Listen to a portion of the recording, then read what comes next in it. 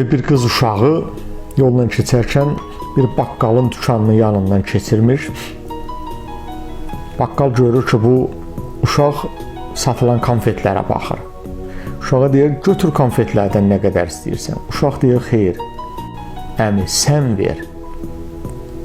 Baqqal təəccüblənir ki, bala, mən sənə deyirəm, konfetlərdən götür. Sən niyə mənim verməyimi istəyirsən? Uşaq yenə təkrar edir ki, sən ver, əmi. Baqqal səbəbini soruşduqda uşaq deyir ki, əmi, sənin əlin böyükdür. Sən versən, çox verəcəksən. Amma mənim əlim kiçikdir, mən götürsəm az götürəcəm. Ona görə də əzizlərim, işlərimizdə fərahlıq istəyəndə, köməklik istəyəndə əsas dayanacağımız, əsas güvənc yerimiz, etimad etdiyimiz, etibar etdiyimiz Allah olsun.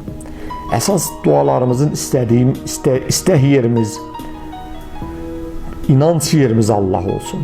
Çünki Allah bizə bir kiçik bir rəhmət nəzəri ilə baxsa, həyatımız, dünyamız və axirətimiz Gülüstana çevrilər. Ancaq bir insan ki, bütün işlərində insanlara təvəssül edir, insanlara güvənir.